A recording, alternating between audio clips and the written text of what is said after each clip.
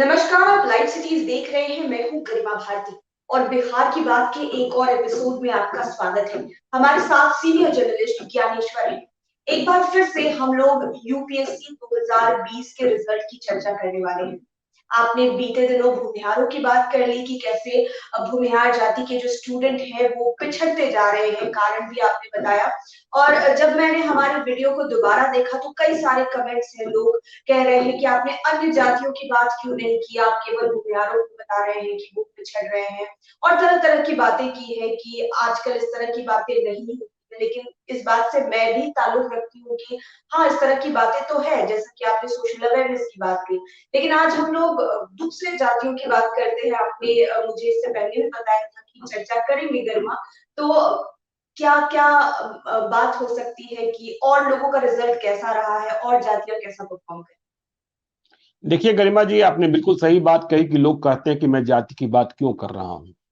देखिए, जाति की बात क्यों कर रहा हूं, यदि आप बिहार से हैं और बिहार के फसाने को जानते हैं, बिहार की हकीकत को जानते हैं, तो आपको पता है कि बिहार में जाति की बात तो होगी ही। जब जातिगत जनगणना की मांग हो रही है, सभी पार्टियां गोलबंद हैं, तो जातिगत जनगणना की मांग क्यों हो रही है? क्योंकि जाति का हिसाब किताब आप जानना चाहते हैं, इसलिए ना। हाँ। और इस मुद्दे पर नीतीश कुमार के तेवर भी तल्ख हैं, आरजेडी भी साथ है, बीजेपी कहने को विरोध भी करती है और नीतीश कुमार के साथ शिष्टमंडल में जाकर प्रधानमंत्री नरेंद्र मोदी से भी मिलती है। जब नीतीश कुमार कहते हैं कि करना होगा, तो साथ में बीजेपी के नेता खड़े होते हैं, कुछ दूसरे नेता अलग बयान देते हैं।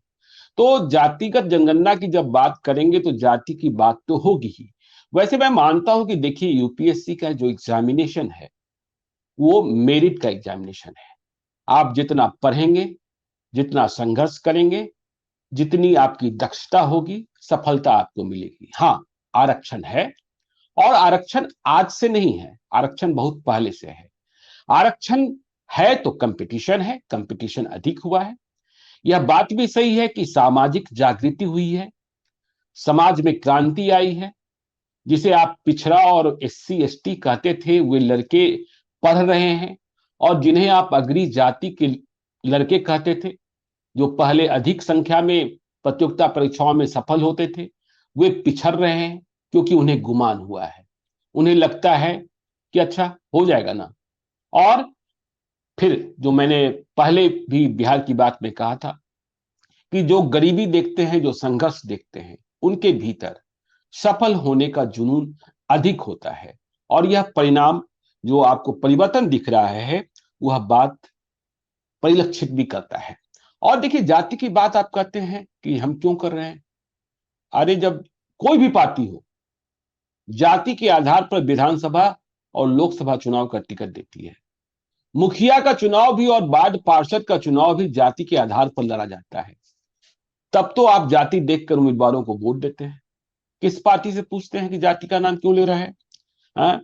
और बिहार के बारे में आपको हम क्या कहें। बिहार में तो जाति देखकर डॉक्टर से भी दिखाया जाता है। यह बात गरिमा जी आज मैं नहीं कर रहा हूं। जब मैं अपनी पुरानी लाल डायरी के पन्नों को पलटता हूं तो पटना में एक बहुत बड़े डॉक्टर हुआ करते थे, डॉक्टर दुखन राम। राम से उन्हें एससी एसटी मत समझिएगा, वे मारवाड़ी थे। मैंने उनका एक इंटरव्यू पढ़ रखा है कि पटना में डॉक्टरों की जो प्रैक्टिस थी, वह भी जाति आधारित निर्धारित होती थी कि किस जाति का मरीज पहले किस जाति के डॉक्टर के पास जाएगा, मजबूरी में ही। और बाद में जब मामला बिगड़ता है तो वह अधिक एक्सपर्ट को खोजने लगता है। तो जाति की बात तो होगी ही। तो पहले हमने भूमिहार जाति की बात की थी कि वो पिछड़े हैं, मतलब रिजल्ट में।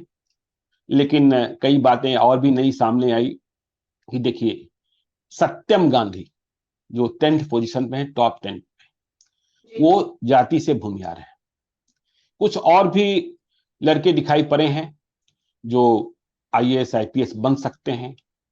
छपरा में तो एक ऐसा खेल हो गया कि एक लड़की जिसका नाम श्वेता है, अमनौर की रहने वाली है, आईएएस आईपीएस की रैंकिंग तो थी नहीं, शायद रैंकिंग में स्थान था 486, तो 456 उसने अपने को कह दिया कि यूपीएससी क्रैक कर लिए हैं, अखबारों में इंटरव्यू भी छप गया।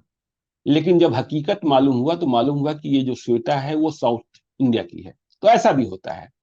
तो देखिए, पहले हम यह बताना चाहते हैं कि क्यों हम कह रहे हैं कि डीएम एसपी की लिस्ट में जो ये बैच बनेगा, नया बैच, उसमें राजपूत और कायस्थ, बिहार के, याद रखिएगा मैं बिहार की बात कर रहा हूं, देशव्यापी बात नहीं कर रहा हूं, उनके लड़के गायब होते दिख रहे हैं। मतलब इस बैच में बिहार के कायस्थ और राजपूत नहीं दिखेंगे डीएम और एसपी के रूप में, बिहार वाले। ठीक इसी प्रकार से आपको ब्राह्मणों की संख्या कम दिखेगी।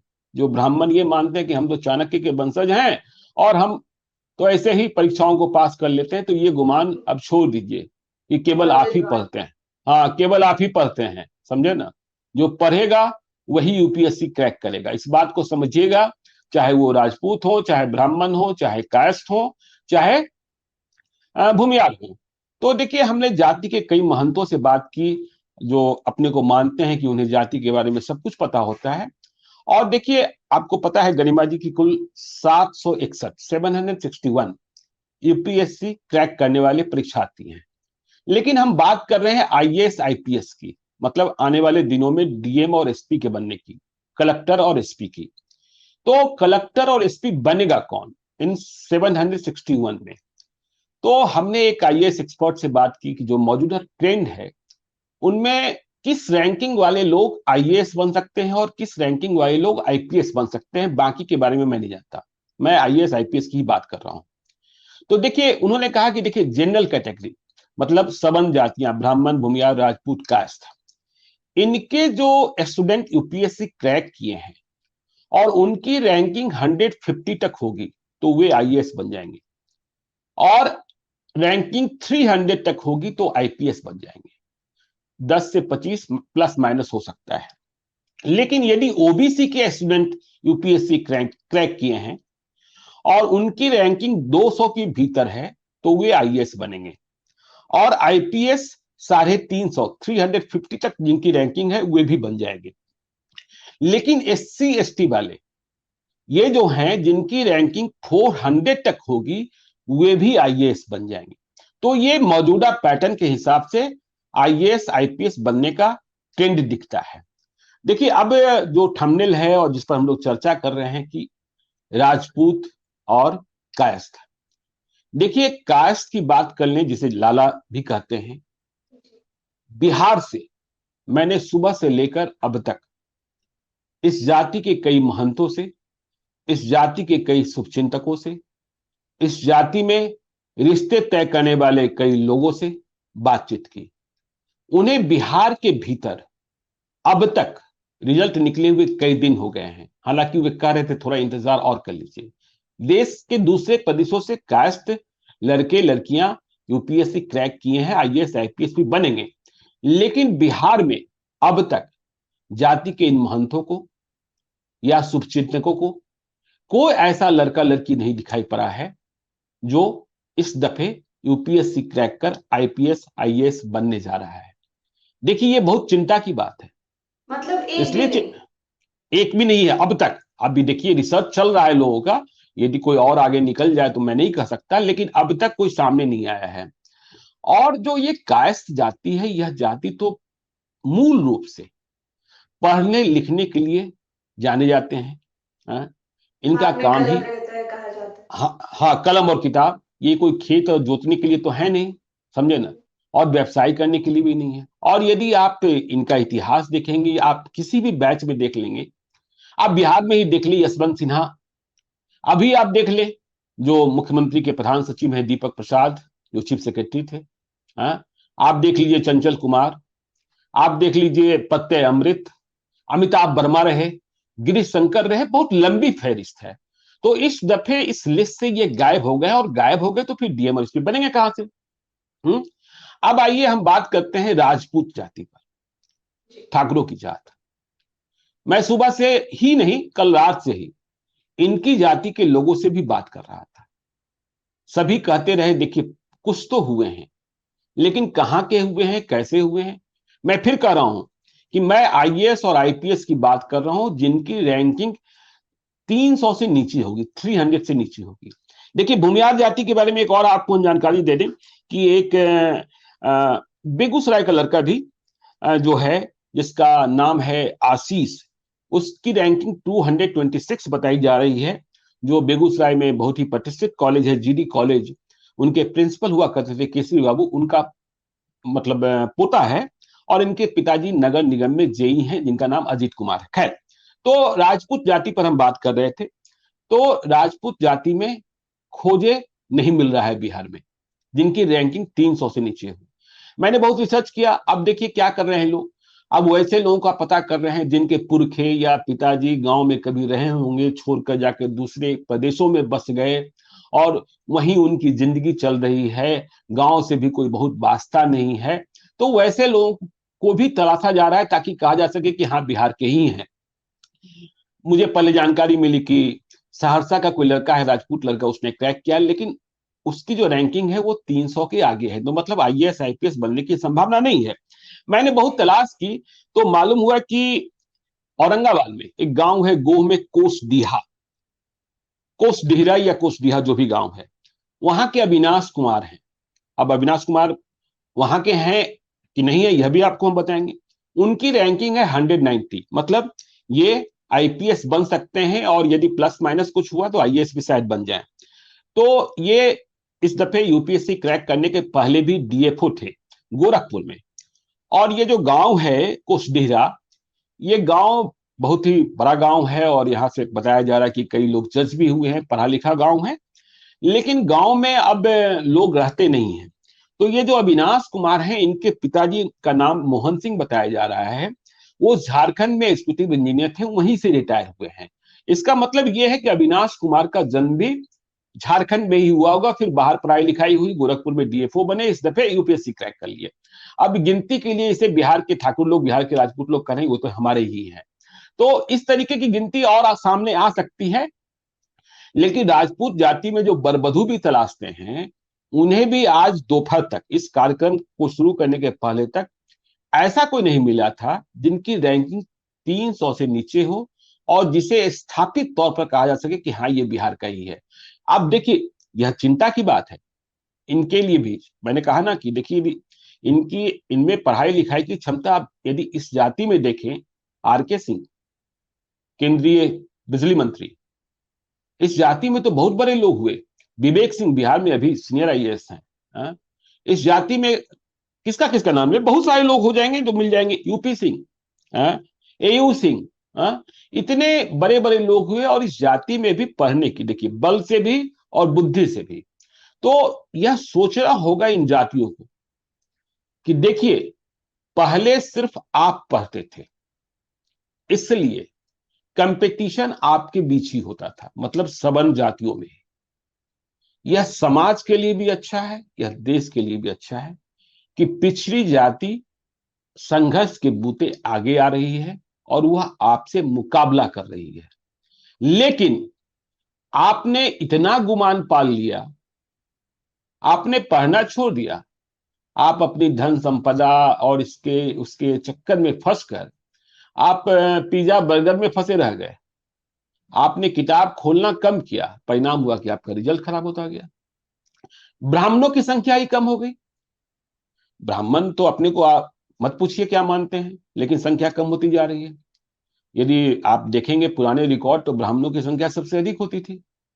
दरभंगा, मधुबनी और सहरसा में तो कुछ गांव ऐसे हैं जिनके बारे में कहा जाता है कि हर परिवार में कोई ना कोई एक बनगांव है। महिषी में और भी कुछ गांव हैं, लेकिन गायब हैं।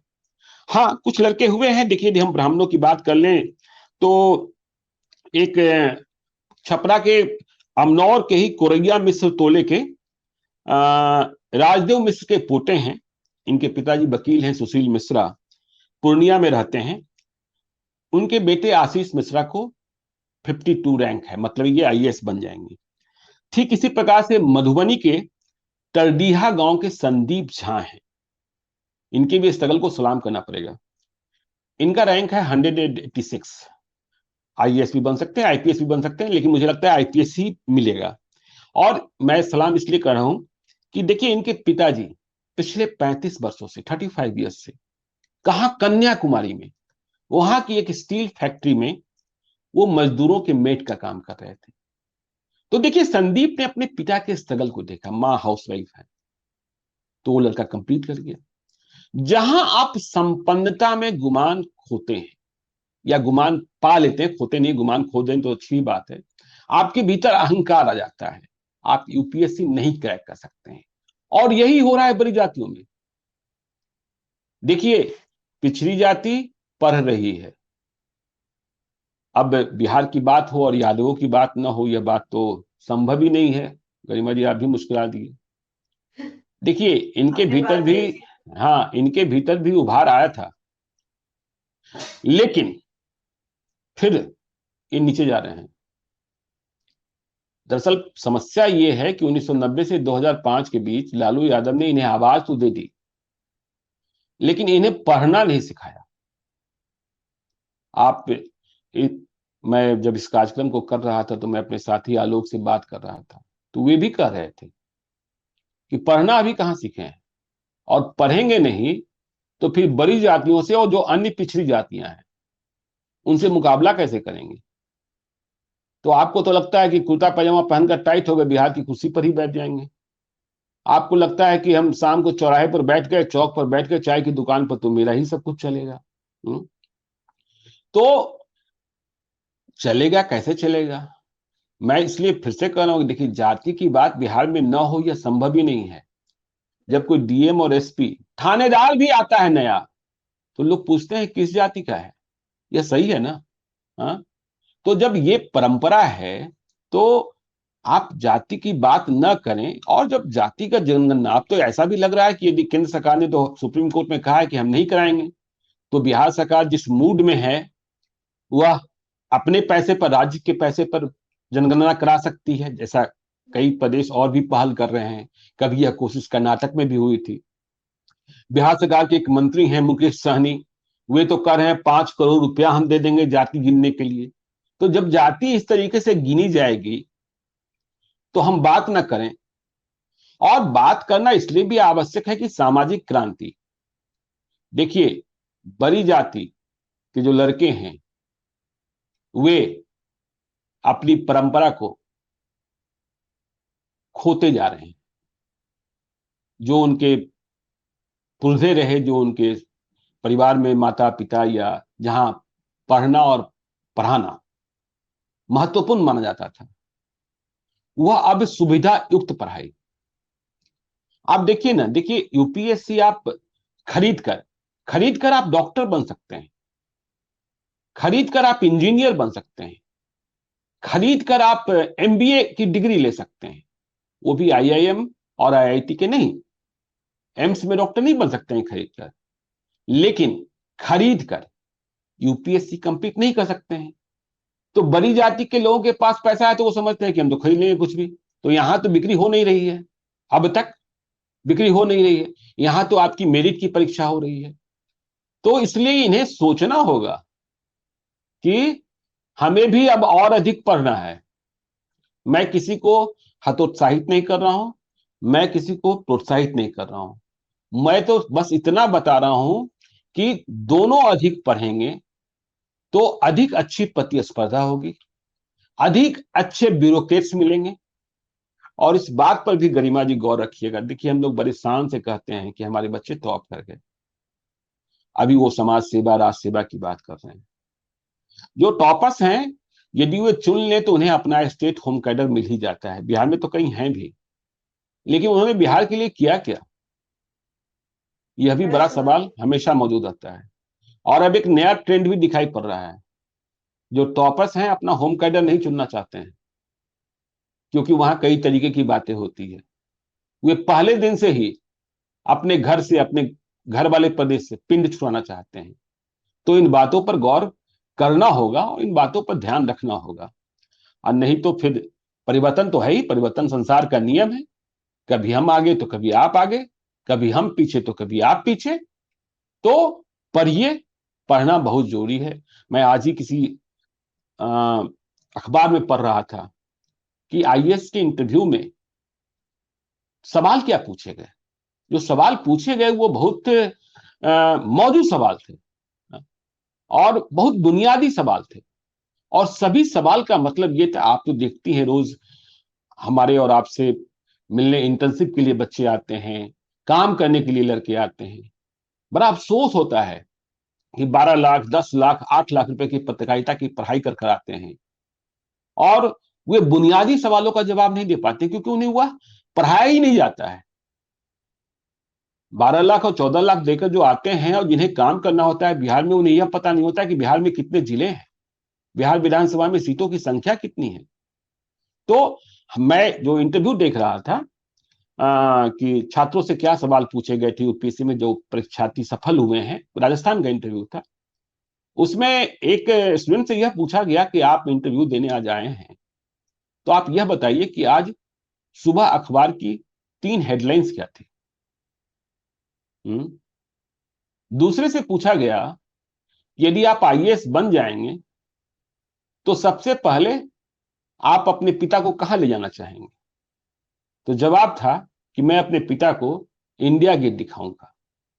सोचिए, इंडिया गेट उस परीक्षार्थी के लिए कितना बड़ा था। अब इसके बाद सवाल यह हुआ कि इंडिया गेट है किस दिशा में दिल्ली में। देखिए, बहुत बुनियादी सवाल है, लेकिन इन बुनियादी सवालों से हम आप और जो नई पीढ़ी है वो भागते हैं, पढ़ना नहीं चाहते हैं। तो हवा में तीर मारने से आईएएस आईपीएस आप नहीं बन सकते हैं, चाहे आप जिस जाति के रहें। जो पढ़ेगा वही बनेगा गरिमा जी। लेकिन लोग तो अब आपसे सवाल करेंगे, क्योंकि सोशल मीडिया पर हम और आप हैं, कहेंगे कि आप तो बहुत आसानी से कह रहे हैं कि राजपूत के बच्चे पीछे हो गए, भूमिहार के बच्चे पीछे हो गए, ब्राह्मण बड़े पीछे पड़ रहे हैं। लेकिन आरक्षण तो आ रहा है, ये भी कहा जा सकता है कि आरक्षण है इसलिए पिछड़ी जाति को लोग मेहनत कर रहे हैं, आगे आ रहे हैं। आरक्षण 2020 में नहीं आया है ना गरिमा जी। आरक्षण 2020 में मैं नहीं आया लोगों है के ना। सवाल मैं लोगों के नहीं नहीं, सवाल मैं लोगों के सवाल का जवाब देने को तैयार हूं। आरक्षण 2020 में नहीं आया है ना। हाँ? जब कंपटीशन अधिक बढ़ेगा तो आपको, देखिए, महंगाई बढ़ती है तो महंगा सामान भी आप खरीदते हैं और कमाने का अधिक सोचते भी हैं। हाँ? जी बिल्कुल। तो जब कंपटीशन है तो उस कंपटीशन के हिसाब से आपको तैयार करना होगा, जाहिर तौर पर। यदि नहीं तैयार करेंगे तो कोई काम नहीं आएगा। हाँ? फिर वही है कि आप डिग्रियां खरीदते रहिए। और अब तो देखिए, पिछले दिनों देसी गपशप में अपने साथी जेपी शुक्ला और सौम्या ने एक वो कार्यक्रम किया था कि इंजीनियर का अब तो दहेज के मार्केट में भी कोई वैल्यू नहीं रह गया है। मैं आईटी वाले की बात नहीं कर रहा हूं, सरकारी इंजीनियरिंग कॉलेज वालों की बात नहीं कर रहा हूं, लेकिन जहां 2.5 लाख 3 लाख पर सेमेस्टर या 1 लाख रुपए पर सेमेस्टर देकर आप आसानी से एडमिशन करा लेते हैं और सोचते हैं कि मेरा बेटा बेटी तो इंजीनियर बन जाएगा, लेकिन नौकरी मिलती नहीं है। जो प्राइवेट कॉलेजेस हैं वहां प्लेसमेंट का अलग खेल है कि प्लेसमेंट खरीदा जाता है, और वह कॉलेज और जो कंपनियां होती हैं, जो घोष कंपनियां कह लें या जैसी भी कंपनियां होती हैं, तो इस खेल से यदि आप पैसे पर सब कुछ करना चाहते हैं तो पैसे से आपको कैरियर नहीं मिल सकता है, लंबा कैरियर तो नहीं मिल सकता है, और ना आपको हार्ड पावर मिलेगा ना आपको सॉफ्ट पावर मिलेगा। जी बिल्कुल। पैसे से आप बिल्कुल इस बात को समझना होगा।